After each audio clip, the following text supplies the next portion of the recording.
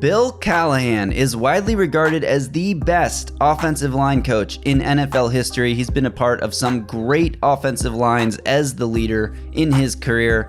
But what does that mean for the Titans? How quickly can the Titans turn things around under offensive line coach Bill Callahan? We're going to dive deep into that topic today. This is the Music City Audible. Let's get to it.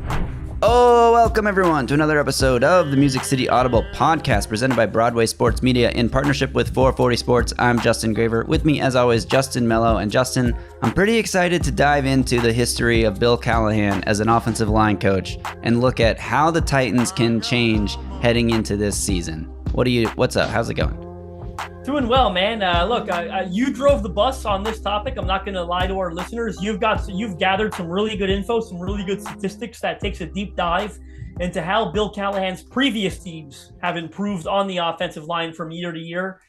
Everyone here, Tennessee Titans fans are so excited about this hiring, this acquisition of Bill Callahan. We finally have seen him speak to the media. We saw him coaching, J.C. Latham on the field, the first-round pick as a new left tackle. He talked about that acclamation. He brought in his damn custom sleds, Olga and Bertha, I believe they are named, 380 pounds. They don't move unless you strike them with the right technique. We got some really good content on J.C. Latham, sort of learning how they work and operate and getting better day to day.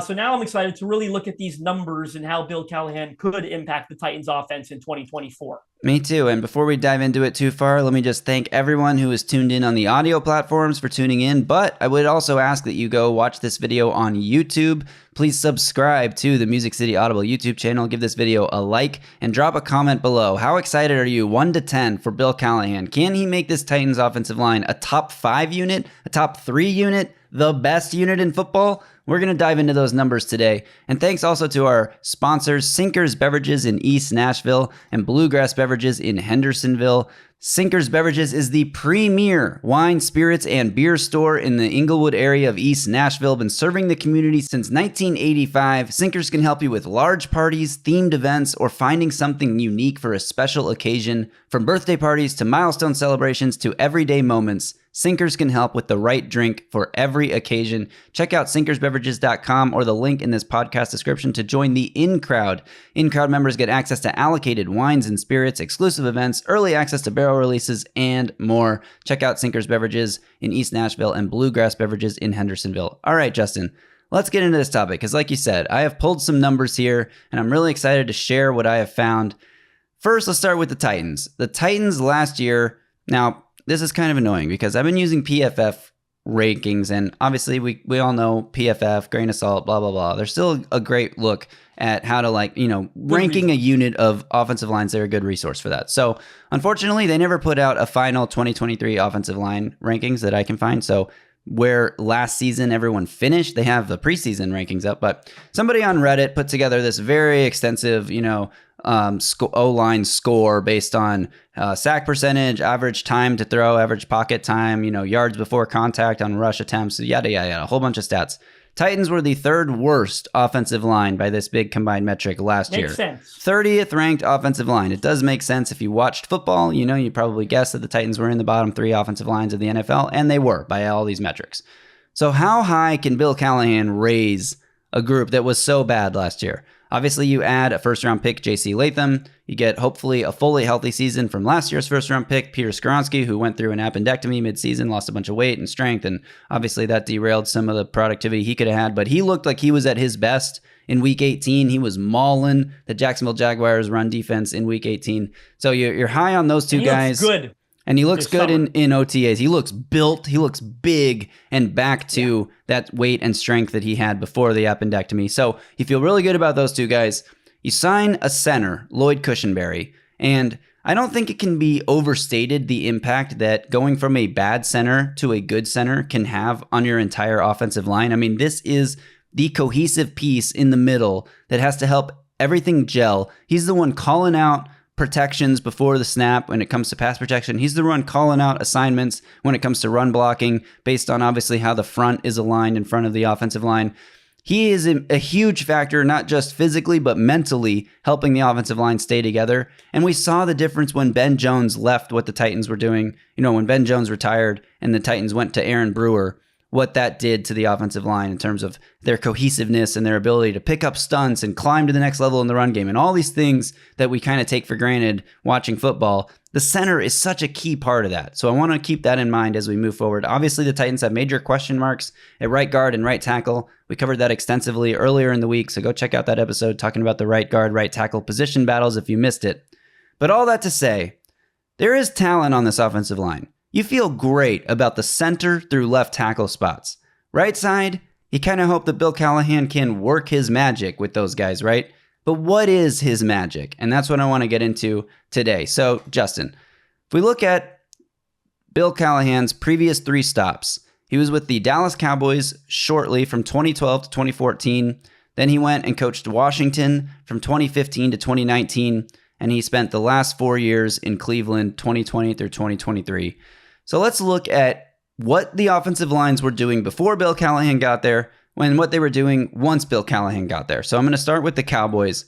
All the way back in 2011, the year before they hired Bill Callahan, PFF ranked the Cowboys as the 15th best offensive line in football. That was Tyron Smith's rookie year. He was playing right tackle as a rookie that season. They had Doug Free, who they just signed to a massive contract, who was really struggling on that offensive line for them. So a lot of interesting names that you probably remember if you're a longtime NFL fan. But going into 2012, first year under Bill Callahan, the Cowboys coming off a 15th ranked season. Now, you'd expect them to take a big jump in 2012, right? At least I would when Bill Callahan arrives. Unfortunately, they were ranked 22nd in the first year under Bill Callahan, so they slid 7 spots in PFF's offensive line rankings.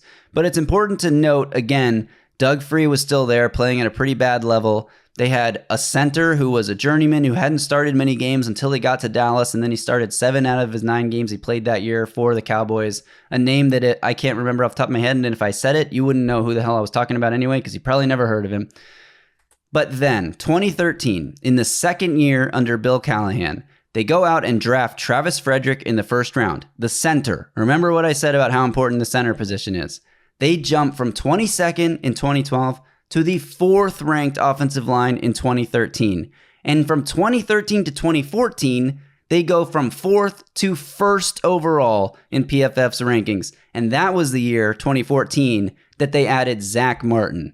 So now you're looking at an offensive line with 3 high-level talents in Tyron Smith at left tackle, Travis Frederick, an elite center, and Zach Martin, an elite right guard, future Hall of Famer. So not quite exactly the same positions where I would say the Titans have elite talent now. Titans, it's a left guard as opposed to right guard, but center and left tackle, crucial spots along the offensive line, and having one great guard can be enough sometimes. Now, they got pretty good play out of the other 2 members of the offensive line. 2015, they added Lael Collins, but that was after Bill Callahan had left, and they continued to be good. And as I continued to do my research on this, the Cowboys continued to show up near the top of the offensive line rankings, even after Bill Callahan left. But it did take him a season to go from below average to one of the top 5, top 4 lines in the league. However, I think a lot of that has to do with talent because they acquired, like I said, Travis Frederick, Zach Martin to go along with Tyron Smith. So what's the lesson from looking at the Cowboys offensive line? Can Bill Callahan go from the 30th ranked offensive line with Tennessee to a top 5 unit in one offseason, even with the addition of Lloyd Cushenberry and J.C. Latham? Justin, what do you think there? Is it Bill Callahan is a great coach when he has great talent? Is it Bill Callahan can work magic from scrubs? Like, what are you thinking as you hear these ranks about the Cowboys? I think of a couple things. No, I don't think, to answer your question, the Titans are going to go from 30th to top 5. I don't think that's particularly realistic. But the things that stick out to me when you bring up these examples is, number one, I've talked about it before, but he helped Tyron Smith make a successful position change from right tackle to left tackle. He's going to try to do the same with J.C. Latham here. I think what I take the most away from is I don't worry so much about it took until the second year to improve, because I think a big reason behind that was getting a great center like Travis Frederick to anchor that O-line, which you were alluding to. And I think it's great that he's got Lloyd Cushenberry here to hopefully do the same. 4-year, $50 million contract, huge deal for a center. So I think that is very much a parallel that we could draw when it comes to the improvement, how he helped improve that team from the center position. And then when I look at adding Zach Martin, okay, now it's just like, okay, they've got an abundance of riches now, and they go to number one. And I'm glad you mentioned it because we got to give an honest point of view. I can actually remember. I don't remember what year it was until you said it, but the year that Cowboys O-line became elite, and it continued for a long time, and that included after Bill Callahan left. Yeah. And that's a no-brainer because they had friggin' Tyron Smith, Travis Frederick, and Zach Martin. So I think there's no doubt about it. And then they add La'el Collins eventually, as you say. So there's no doubt about it that success was sustained, based on talent. But I do think it's very interesting that specifically more so in relation to the Titans, the Tyron Smith switching positions thing, and then how much improved before they had Zach Martin when they only got the switch at center with Travis Frederick. And I hope Lloyd Cushenberry has the same impact here. Yeah, fully agree. And I do think it's worth noting that, and this is speculation, but maybe the fact that Bill Callahan was there for the formative years, Tyron Smith's second, third, fourth, fifth year in the league, Travis Frederick's first, second year in the league, Zach Martin's rookie year, that those guys continued to sustain success because when they entered the league, they had the best offensive line coach in the world, giving them pointers on how to start their career. But obviously, talking about Peter Skoronski and J.C. Latham and how that could apply to them, of course. Exactly. I know you weren't going to. I just threw that in there, but no, yeah. But that's exactly the point. Yeah. So I'm glad you said that. But they sustained success after Bill Callahan left. But let's look at Washington now, because Bill Callahan left after 2014 to become the offensive line coach for the Washington. At the time, I'm not being racist. At the time, the Washington Redskins, that was the name of the team in 2015 when Bill Callahan became the offensive line coach. 2014, the year before Bill Callahan got there, they were the 12th ranked unit. In 2015, the first year under Bill Callahan, they went to 11. So they jumped one spot. No significant drop off. In fact, minor improvement to the 11th best offensive line. 2016, in the second year, we see them jump all the way up to 7th, which that seems to be a consistent theme with Bill Callahan. First year, maybe a marginal, if not any improvement. Second year, big jump to a top 10 unit. In fact, the 7th best unit. And then the next 3 seasons are pretty grain of salt, tough to swallow and look at, because Washington dealt with an insane number of injuries to their offensive linemen, especially to their all-pro left tackle Trent Williams and their very good guard Brandon Scherf, former first-round pick. These were their two best offensive linemen in this time. 2017, they both missed almost the entire year, and the Redskins line ranked 21st. 2018, different year, same story. Massive injuries across the offensive line. They've ended up ranking 19th that year.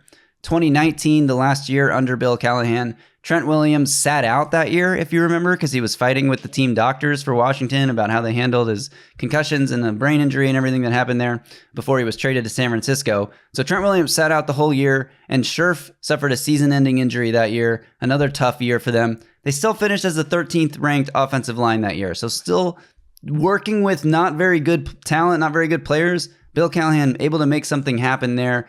So overall, in the 5 years that he was in Washington, he ranked top 11, he ranked top 13, 3 out of those 5 years. The other 2 years, serious injury concerns. So something to take away there, that when Bill Callahan is working with backups and dealing with injuries and changes along the offensive line, it's harder to gel that way. It's not like he's turning every unit into a top 5 unit. Even when they were healthy, they only ranked 7th according to PFF in 2016. So it's not like he just takes anybody and makes them the best offensive line in the league. And I think that's what's important to look at. After the Cowboys, we know how good the talent was and how they sustained that success after Callahan left. Washington, not exactly the same story. Well, it's funny. I think my expectations are lower than yours, because you just said, they only ranked 7th. Like, are you 7th? We were 30th last year. What are we doing here? Hey. No, I'm not saying that I would love it if the Titans could be the 7th best offensive line in the league. But I am just pointing out the fact that, we're talking about Bill Callahan as having the best offensive lines ever. And he never had a top 5 unit in 5 years in Washington. So, but 7, 13, sign me the hell up. I agree. I'm not going to lie to you. My expectations are so low. You said 19th, it was a bad thing. But my mind said immediately, it was you know what? 19th is maybe a realistic pill to swallow. Because it's if you're the 19th best O-line in the league, you know what that tells me? It's not so bad that it's preventative. You know what I mean? It's not necessarily preventing you from winning games. It's not losing you a ton of games like having the 30th ranked O-line did for the Titans this past year. So I know no one's aiming for 19th place here, but it might be a realistic expectation, to be honest with you, based on the youth, based on the right guard, right tackle situation is probably not fully fixed yet. So, I mean, sign me up for any of those finishes right now. Hey. 7-13. And I'll point out one other thing. In 2022, the Cincinnati Bengals went to the Super Bowl. You know where they finished ranked in 2022, according to PFF, among offensive lines? They were bad. 28th. So if the 28th ranked offensive line can go to the Super Bowl with Brian Callahan as your offensive coordinator, and obviously he'll be the head coach now of the Titans, like, getting the Titans up to 19th would be awesome for Brian Callahan. I don't know if he's ever worked with an offense that had the 19th best offensive line. I'd have to go look at where the Bengals Probably not ranked in Cincinnati. all those I'd be years. surprised. I mean, they were consistently pretty bad. Right. So, all right, let's save the best for last here. Let's look at the Cleveland Browns under Bill Callahan. So the year before Bill Callahan arrived, 2019, they were the 23rd ranked offensive line. 23rd. That is the highest number out of all the ranks. Bill Callahan, there or not there, of any of the teams we've looked at so far, 23rd is the worst ranking. That was where the Browns were in 2019. 2020, do you want to know where the Browns ranked on PFF's offensive lines? where? First overall. They jumped from 23 to number 1. And on top of that, Jack Conklin and Wyatt Teller finished the regular season ranked first in the NFL at their positions by PFF grade. And J.C. Tretter was the second highest rated center by PFF that season. So he had the best tackles, best guard, best tackle, best center, second best center. After being the 23rd ranked offensive line the year before, they jump all the way to number 1. In 2021, second year under Bill Callahan, they dropped to 8th. That was the year that Conklin and Jedrick Willis both missed a bunch of time. So dealing with a lot of injuries, still finished with a top 10 offensive line, 8th overall. 2022, everyone's healthy again. Second best offensive line in football, behind only the Philadelphia Eagles, who obviously had one of the best offensive lines, or the best offensive line. And then 2023, another injury-riddled year. And again, I don't have the final PFF numbers from 2023. For some reason, they haven't posted that yet. But heading into week 17, they were the 7th ranked offensive line. So we can safely assume that they finished as a top 10 line.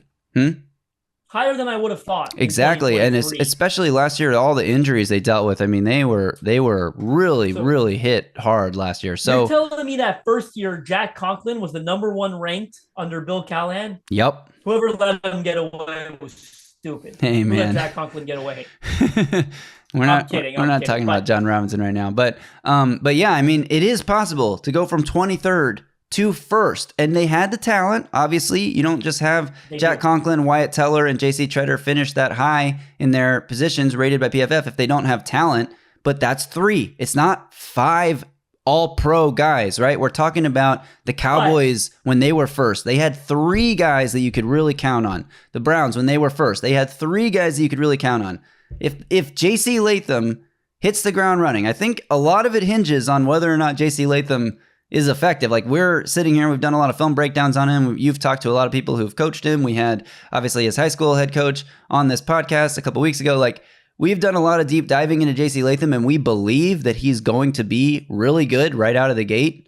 It's not a guarantee, but if he is really good right out of the gate, and Peter Skoronski picks up where he left off in Week 18, and Lloyd Cushenberry continues to be a top 3 center and doesn't pull a freaking Andy Levitra coming over when the Titans signed him from the Falcons and he was supposed to be the best guard in free agency and he totally flamed out in a new system. If those 3 guys are who we think they are, there's no reason to think this Titans offensive line couldn't go from 30th to 7th, 6th, 5th. Why not? I think they could. With this coach, with this talent, he's done it in the past. I'm just saying, I'm very excited. 2 things I want to say. I think we're not talking enough about how much Callahan's offense will help those metrics, because you saw how well he did offsetting the offensive line concerns in Cincinnati. Right. If Tennessee's O-line is at least a little bit better than that one from a talent perspective, and then you factor in Callahan's offense and the things he's going to do to get the ball out quickly, yada, yada, that should help Bill Callahan, his dad, a lot. Right, with the personnel groupings in that area. And the other thing I want to say is I do think you're slightly selling short the amount of talent the Browns have had on that O-line over the last couple of years. You said it was 3, but maybe in that first year. But when I think of the Browns O-line, I'm like, oh my God, Jack Conklin, Wyatt Teller, Joel Bitonio, Jedrick Wills, and there might have been another one there. Who was the starting center for JC Treader? Treader, yeah. Yeah, sorry. Treader was the center. Bitonio and Teller, the guards, I guess Wills and Conklin. So when all 5 of those guys were in the lineup for them at some point over the last couple of years, that's an outstanding 5, an outstanding group of 5. They're all Pro Bowl caliber guys. So I get that first year they weren't all there. This past year they weren't all there. They weren't all healthy, excuse me. So there are still things to draw from that. But I do think it's worth noting, they had a ton of talent on that O-line throughout some of those years where they finished very highly. A lot more talent than the Titans have right now. A lot more proven talent. Yes. But that matters. That matters. It matters. It matters. But Lloyd Cushenberry is arguably the second or third best center in football right now.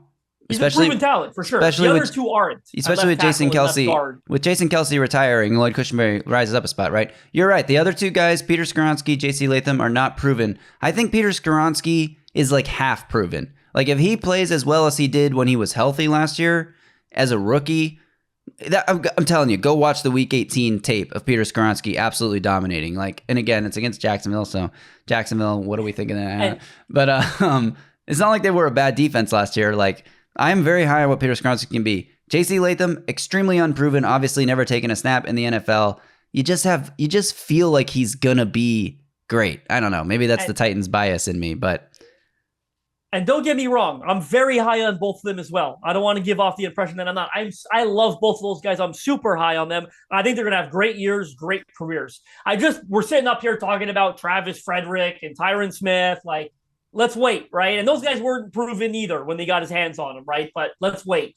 And then there's a situation at right guard and right tackle that we covered earlier this week, like you said, is a little bit, from a talent perspective, there's not a lot of talent there at all. So TBD on right guard and right tackle, because the talent's not necessarily impressive.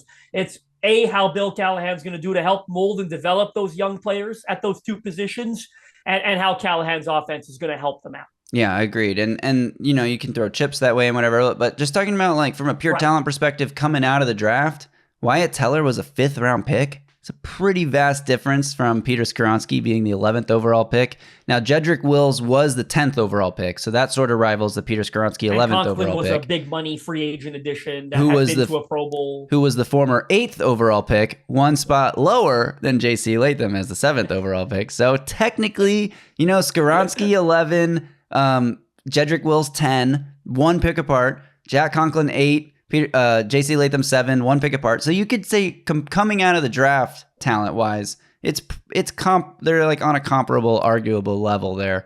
So yeah, I think that Bill Callahan's going to have a fantastic impact. We obviously knew that, but just looking at the numbers and seeing what he was able to do and how much these lines can have jumped and how many top 5 and just top 10 ranked offensive lines he's had over the years, despite dealing with injuries and everything like that, it just fills you with confidence at this team. And like you said, what Brian Callahan's offense is going to do to help mitigate the weaknesses that are there.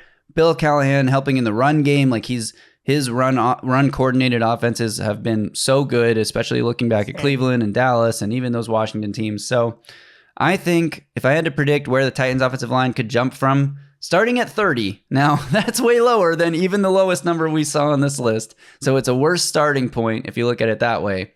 There's no reason in my mind to think the Titans, if they stay healthy, couldn't be a top 10 offensive line this year. And what a world of difference that would make for helping understand who is Will Levis. Is he a franchise quarterback? Can you get the most out of this offense? Not if it's a 30th ranked offensive line, but if they're a top 10 unit, all bets are off. This could be one of the best offenses in football. I'm going to conclude this episode with making a realistic guess. I'm going to say they're somewhere between 13 and 16 at the end of the season. I can't wait to see where they end up. That's not me being negative. I think it's me being realistic. There's still some work to be done there. And the young players will probably have some struggles, at least to start the year, right? JC probably gets better as the year goes on. Right. That's typically how this works. 13 to 16, and I don't think that's me being a Debbie Downer. I mean, sign me the hell up for middle of the pack league average O-line. That means it's not holding the offense back. And then when the offense, you factor, it's got Will Levis at quarterback, 3 legitimate threats at wide receiver, 2 legitimate threats at running back. If this offense has the 13th, 14th best offensive line, it's going to be a damn good offense. Yeah, and that's fair. I mean, that's a huge jump still. So even going to, 15th middle of the road level for this offensive line would be a huge improvement over last year. And I think we've talked a lot about this, but the ceiling of this offense will be determined by how good Will Levis can be, but also how good the offensive line can be. If the offensive line is better, it obviously makes Will Levis look better, it makes his job easier. So anything you can do to make his life easier, to get a better picture of if you have your franchise quarterback or not, is obviously better. And this team's obviously trying to win games. The last point I'll make here is going back to the Cowboys in that first year under Bill Callahan when they ranked 22nd, and then going into all the way up to 4th the next year under him when they added Travis Frederick. If the Titans have, a middle of the pack year on the offensive line and they are able to add whatever the weaker position is, right guard or right tackle, if they're able to add a plus player next offseason at either right tackle or right guard, depending on how the year shakes out and who's bad and who's not good, that I think is where you're looking at that jump into top 5, top 3 unit, assuming Bill Callahan is still your coach and everything going into the next offseason. We'll see how the year plays out. But if they are, I think probably that one more piece away from truly being like a top 5, top 3 unit with Bill Callahan as their coach. Like, they probably need that one more piece solidified on the right side, I think. And that's not going to happen until after this season. I think so too. And that's, to me, what catapults them into the top 10. It'll be interesting to see if they decide to address. If I'm doing a 2025 mock draft, like I feel so good about either right tackle or edge. Agreed. And I know right tackle, that'd be 3 straight years with the first round pick on the O-line. So I'd probably rank it second likeliest, or even a guard, right? Like one or the other. But I think edge will be likelier based on forecasting ahead. But I do agree with you that they're one piece away on that right side from being legitimate, top 5, top 10. Yeah, I agree. All right, that'll do it for this one. Thanks everyone for tuning in via audio. But again, we thank you even more if you're listening on YouTube. If you're watching on YouTube, make sure you hit that subscribe button to the Music City Audible channel. Give this video a thumbs up, like, and turn on channel alerts so you get a notification every time we drop a new video. We'll be back next week to, I think, continue our position battle discussion here, looking at inside linebacker, edge, safety, and other things on that front. So we'll be back next week to continue that. Justin, you'll be out of town next week, but we're going to have some episodes up anyway. Is that right? I'm on vacation. I'm taking some time away. It'll be the first time in a long time that I'm taking a proper week away from my computer. I won't be writing anything. Nothing. So I'll be away from the computer. Looking forward to it, in all honesty. Hey man, I just had one myself. I totally get it. But we will have content for you nonetheless. So make sure you're subscribed to the channel and come back next week. Thanks also to our sponsor, Sinkers Beverages in East Nashville, Bluegrass Beverages in Hendersonville. Check out the sinkersbeverages.com website or follow the link in this podcast description to join the In Crowd. In Crowd members get access to allocated wines and spirits, exclusive events, early access to barrel releases, and more. So check out sinkersbeverages.com today. All right, that'll do it for this one. We'll be back soon. Until then, y'all stay safe out there and tighten up.